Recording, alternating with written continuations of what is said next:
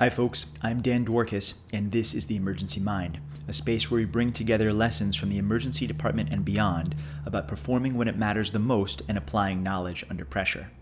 Now, one thing we talk a lot about in The Emergency Mind is how our ability to perform in a crisis is so directly dependent on how we train. In other words, what we do on our days off matters enormously to what we do on our days on.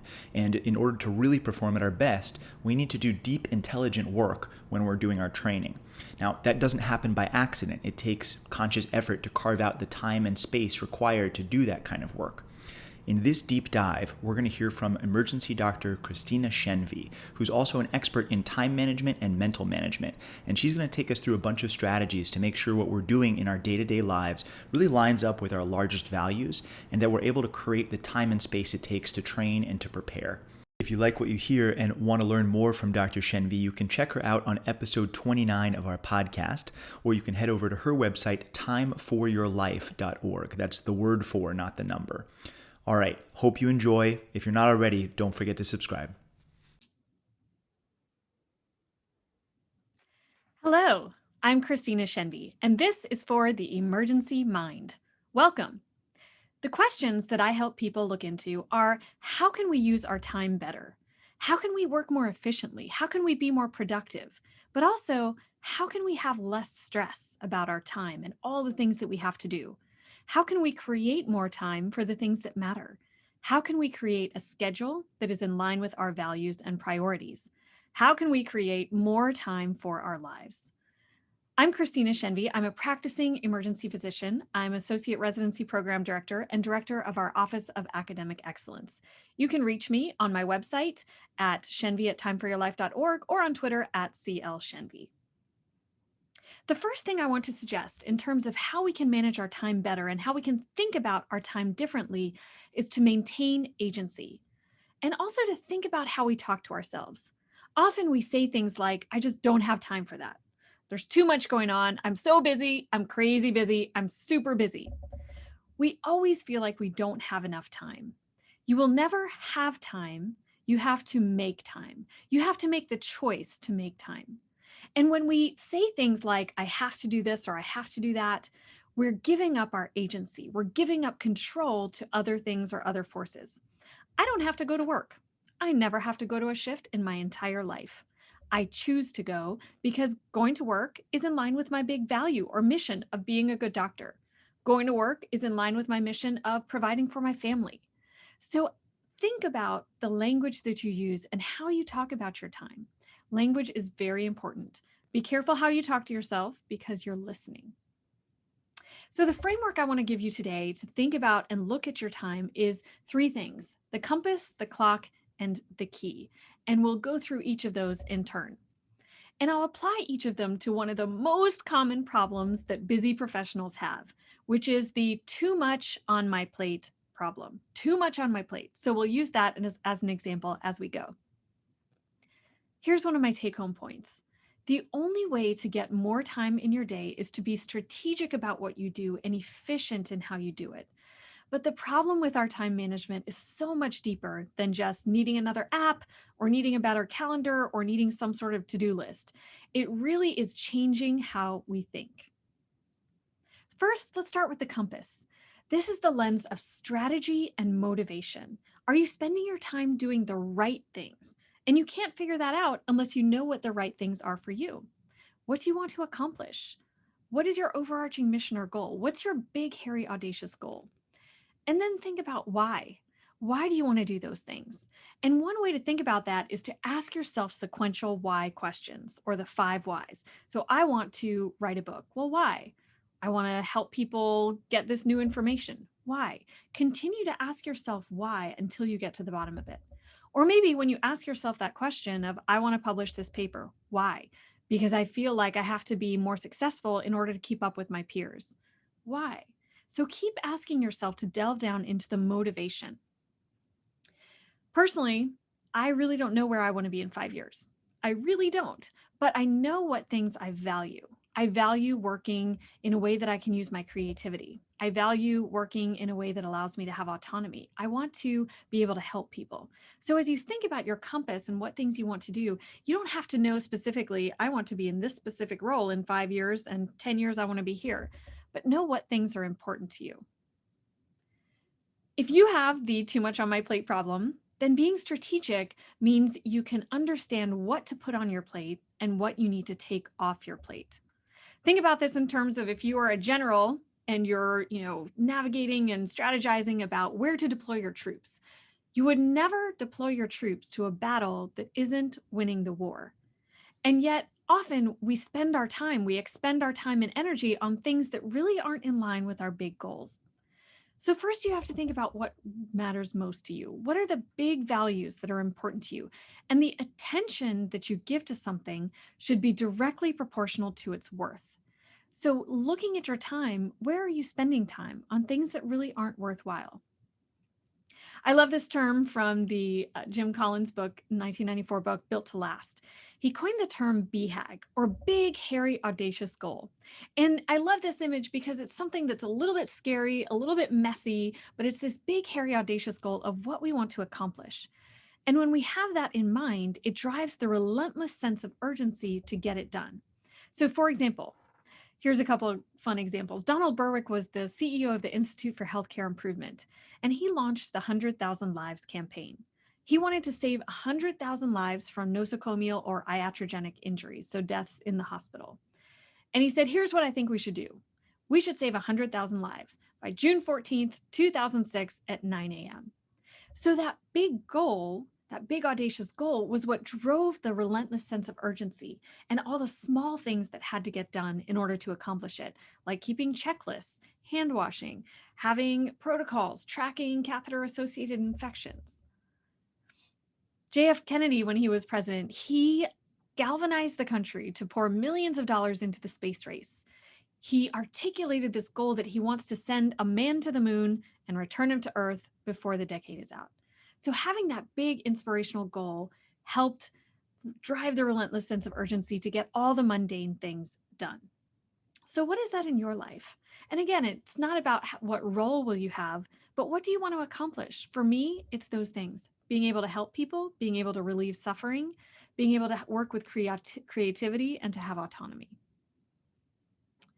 Next, does how you spend your time and energy reflect those big goals? And if not, why not? So when you look at your time, does where you're spending your time and energy reflect your big goals? Do you have a value-based schedule? Or is your schedule determined by just the urgent needs of the moment or by somebody else's desires or urgent needs for you? Here's another way to think about it. This is the Japanese concept of ikigai. And the idea is that this is your reason for being, your reason for living. And it happens at the intersection of what you love doing, what you're good at, what the world needs, and ideally what you can be paid for. Although I will say that's the one that's probably the most expendable in many ways. You can't always do things you won't get paid for. You have to at some point make a living. But when it's something that you're good at, you're passionate about, the world needs, often what you can be paid for is the most expendable. So when I'm offered a new position or opportunity or asked to be on a committee, I think about this and I think about, does this intersect with at least 3 circles? Is this something I'm good at? Is this something that's important? The world needs it. Will I love doing it? Or will I at least get paid for it? So I try to think about, is it something that will intersect with at least 3 circles before I say yes? And if not, then I won't do it, unless it's specifically something very strategic that I need to do in order to, keep my job. So some practical steps here for the compass. Reflect on your own mission, your own vision, your own values of how you want to work. Write down everything you do. Which things are strategic or mission aligned, and which things are not. If you have too much on your plate, which things really should just go, and where do you need to put things on strategically? Draw out those circles of the ikigai. Take that list of everything you do and write them into where they intersect in those circles. What things can you take off your plate? What things do you want to add? Next, the clock. So the compass is making sure we're doing the right things, and the clock is making sure we're doing them well, making sure we're doing them efficiently. So when we think about the too much on my plate problem, efficiency is about expanding the size of your plate and using it more efficiently. So in his book, Deep Work, Cal Newport gives this equation for deep work. The high quality work we produce equals time spent times intensity of focus. So when you start to look at your time, you may realize that you actually spend very little of it in deep work.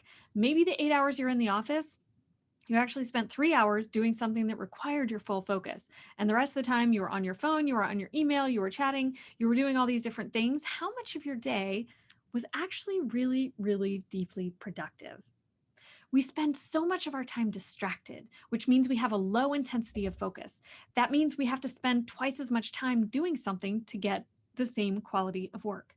So, what we need to understand about working efficiently is we have to work with a deep focus on things that require a deep focus.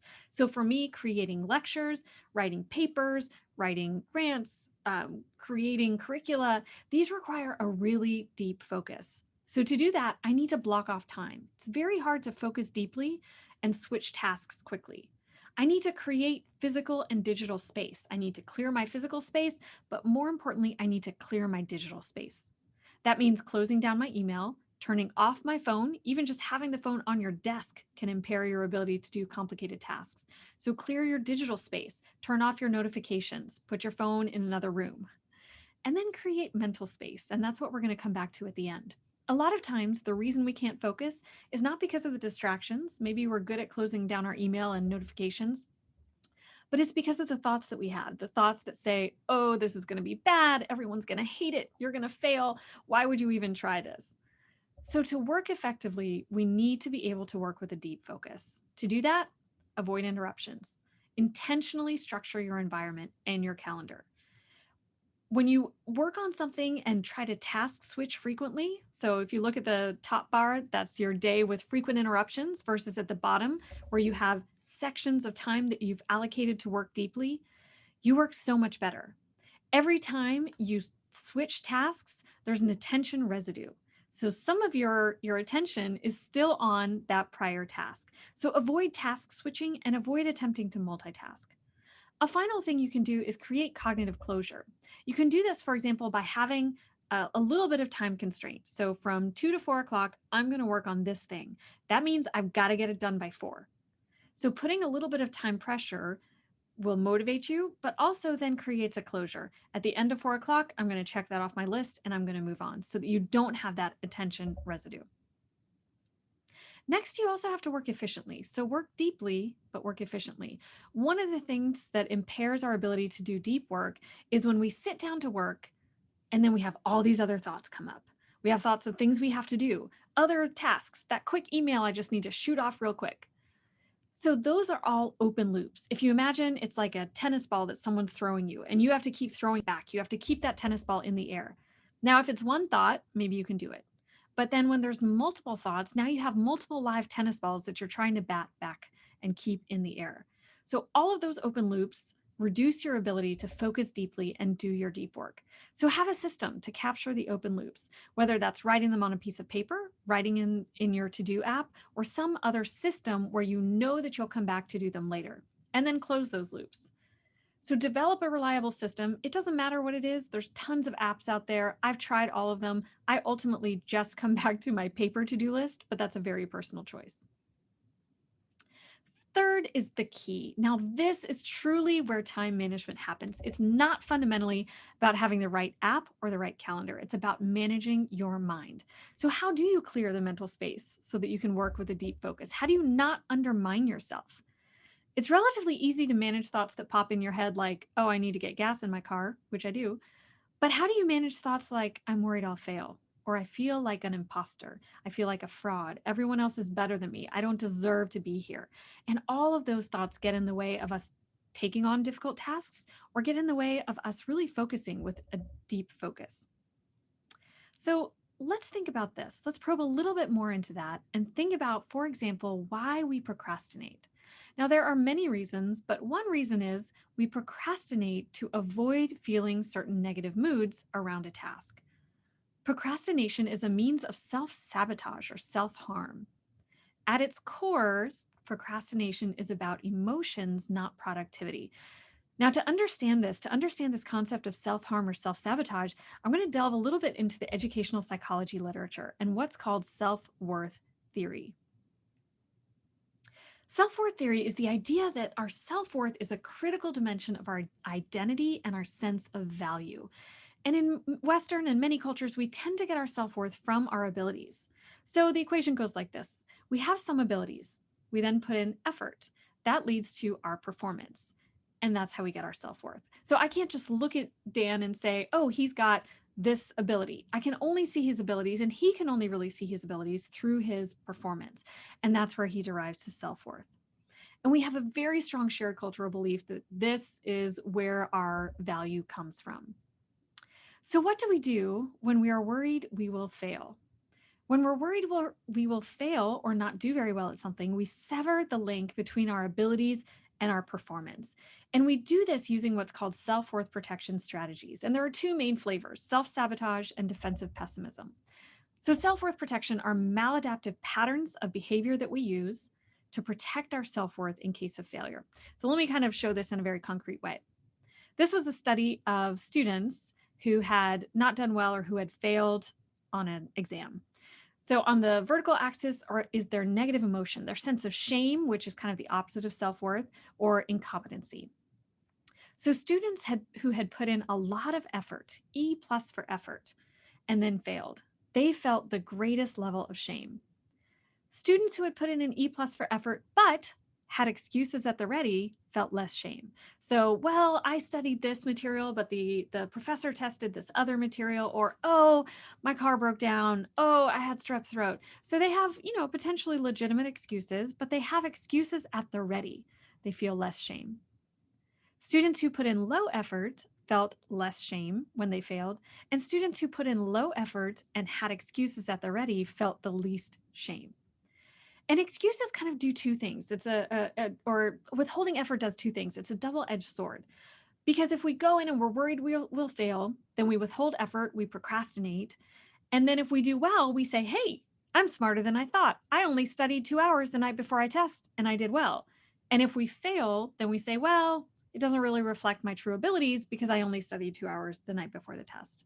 So we self-sabotage by withholding effort, procrastination, by allowing ourselves to choose to be disorganized, by sometimes using drugs or alcohol, or having ready excuses. And then defensive pessimism is lowering our self-expectations, saying, well, I know I'm just not going to do well. This is just going to be a bad shift. It's going to be a bad day. This performance is going to be bad. My talk is going to flop. Everyone's going to hate my lecture. So keeping our self-expectations low. Now, if you put in low effort, you may feel some guilt. Well, I kind of know I should have studied, but I didn't. So you may feel some guilt, but it protects you from shame, which is a much deeper feeling. So we don't do this. We don't procrastinate because we're stupid. We procrastinate because we're smart, because we're protecting our self-worth. But of course, in the long term, it's a maladaptive behavior. So fundamentally, we avoid doing certain things in order to avoid negative emotions, whether that's boredom, anxiety, insecurity, etc. Let me give you a practical example. I had a paper that I needed to write. I'd done all the research for several years, collected all this data, and I just couldn't sit down and write the paper. And so I kept telling myself I've just been too busy, super busy. Finally, I thought about what are the emotions that I'm avoiding by not writing this paper? And it was things like boredom. It was just kind of a boring paper.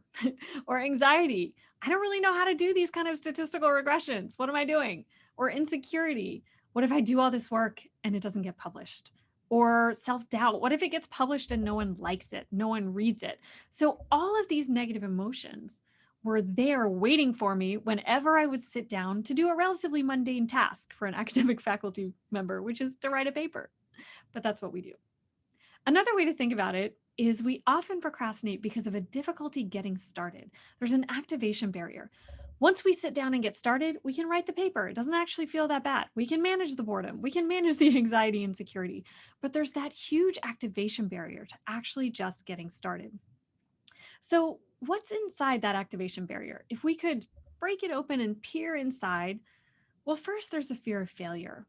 that can form part of our activation barrier. Now, some fear of failure can actually be motivating, especially if you have higher self-efficacy, meaning you believe more strongly that you can do it. Then a little bit of fear of failure can be good. But if you have low self-efficacy, meaning you're very concerned you won't be able to do it, or if it's a very daunting task, then that fear of failure can prevent you from getting started and can make you procrastinate. There's also that self-worth preservation in the activation barrier. Whenever we sit down, we worry we're going to fail, so we withhold effort. We say, I'll do it tomorrow. And then the avoidance of negative emotions. So all of those things are playing into our procrastination. How can we overcome them? How can we overcome that barrier to getting started? Well, first, cultivate curiosity. Let your curiosity run amok all over your procrastination and let it ask the question, what emotion am I avoiding by not doing this task? So get curious. What are the thoughts and emotions that are preventing you from getting started or allowing you to rationalize, oh, I'll feel like doing this more tomorrow? No, you won't. Did you feel more like doing it today than yesterday? No. So we tell ourselves lies like, I'll feel more like doing it later, or I'll feel more like doing it after I just do my email, or I've just got to do my email real quick. And then that turns into 3 hours of email. And then, oh, let me just, catch up on Netflix. So we tell ourselves these lies that we'll feel more like doing it later when we know that we won't. So get curious. What are the emotions you're avoiding? What are the thoughts that are causing those emotions? It's always our thoughts that cause our emotions. So what are the thoughts? Is it thoughts of, I don't feel like I'm able to do this, or I'm worried that this will flop, or that it won't get published? What are the thoughts? And then ask yourself, can I tolerate those emotions? If you identify that the emotion is boredom or frustration, can I tolerate being bored? Yeah, I'm pretty sure I can. I won't die. Next, explore how the work aligns with your big mission and values. So that was the first step, is to first articulate and identify your big mission and values, and then ask how this work relates to your big mission and values. The successful person has the habit of doing things failures don't like to do. They don't like to do them either, but their disliking is subordinated to the strength of their purpose. So for example, as a physician, many physicians will relate, I don't really like working on my charts at home. I don't think anyone does. No one does. I don't like taking my time at home to go finish up my charts. So I find myself procrastinating. So I ask myself, what are the emotions that I'm trying to avoid? I'm avoiding boredom. I'm avoiding frustration that I have to be doing work instead of being with my family after already having a long day. And I think about, well, first of all, am I willing to feel boredom? I can survive feeling boredom. Second, how does this align with my big values? Well, being a good doctor is one of my big values. And signing my charts in a timely manner is part of being a good doctor. Also, being a financial provider for my family is an important thing to me. And in order to do that, I've got to keep my job. To keep my job, I have to sign my charts. So this mundane task of signing charts is actually aligned with two of my very big values. Once you understand your big values and mission, that also allows you to decide how to delegate your own resources or how to outsource. For example, what are the things that you have to do? What can you outsource? I can outsource somebody to babysit my kids, but I am the only one who can have mommy time with my 4 kids. I can't outsource that to anyone. I can't outsource a date night with my husband. It's no reflection on him, but I literally cannot pay someone to go on a date night with him. That has to be me. So when you understand your big mission and values, then you can ask that question, what things do I have to do? What things can I delegate to other people? What things can I give away to junior faculty or other people on my team who might want those opportunities? What things can I hire someone to do? It also allows you to answer the question, where do I really need to allocate my resources? So thinking about yourself as that general who's moving the little pieces of your troops around on the board, where do you have to really allocate your resources and do A+ work? And where is B- work okay? For example, if I'm creating a talk or a lecture or teaching, I really want that to be A+ work. My house is a solid B-. I don't have matching curtains and, throw rugs and all this kind of stuff. It's a solid B-, and that's fine. That's fine with me. So to overcome that activation barrier, cultivate curiosity, ask what are the emotions I'm avoiding, explore how it aligns with your big mission and values. Next, and this is one of the most powerful things you can do, ask, what is the immediate next step? This is so amazing. So you have that giant activation barrier to sitting down to writing this paper. What is the immediate next step? All I have to do is turn on my computer. That's the immediate next step. I can do that. After that, what's the immediate next step then? I have to pull up my draft and read what I've done so far. I can do that. What's the next immediate next step? I have to pull up the methods section and write 2 paragraphs. So we often avoid things because they seem so daunting, but if you break it down to the immediate next step, all of a sudden it's doable.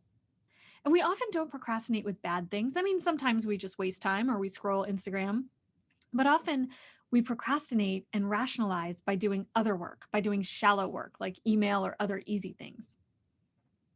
Next, ask, can I do this for 20 minutes? This is called the Pomodoro method after these tomato timers. Pomodoro's tomato, I think in Italian.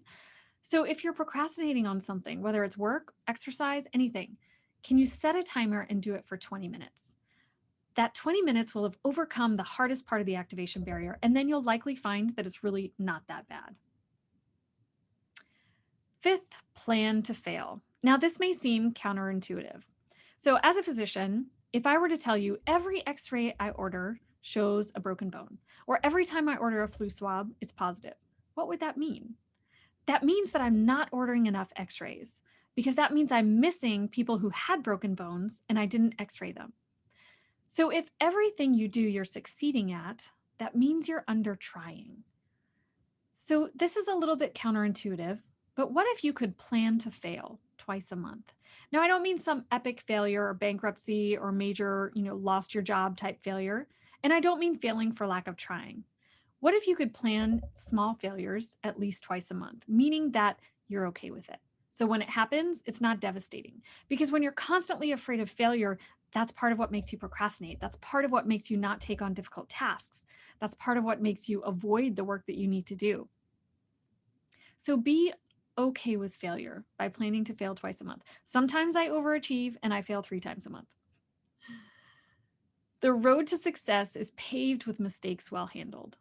You need those paving stones of failure to build your pathway to success. Success and failure don't lie in opposite directions. Success lies on the far side of failure because success is becoming the person that you want to be. The success is being able to use your strengths, being able to move towards your big mission and values. Success is using your time in a way that's in line with your values. So these are the ways to overcome the activation barrier to getting work done. Cultivate curiosity, see how it aligns with your big mission and values. Ask, what is the immediate next step? Ask, can I do this for 20 minutes? And plan to fail. In summary, to use our time well, we have to know where we want to go. We have to understand our own motivation. We have to use our time well, meaning with a deep focus and efficiently. Finally, and most important, we have to learn to understand and manage our own minds. There is so much more about each of these topics that I could give you, but I want to just suggest you pick one thing as a take-home plan. What one thing do you want to do differently? A really easy one is to sit down and think about your big mission and values. Look at all the things you're doing. Where do they align with the circles on your Ikigai? Another great one to pick is to always ask, what is the immediate next step when you find yourself procrastinating? This has been just a dipping of our toes into the surface of this material. If you want to know more, you can find me at timeforyourlife.org. You can reach me there via email, shenvi@timeforyourlife.org, or you can pull up your phone and snap this QR code and it will take you to my website. I would love for you to get in touch with me. I would love to hear your ideas or how you apply this. You can also find me on Twitter, and there's lots more on my website with more ideas, tips, and practical applications. Thank you for sharing your time with me. Let's begin.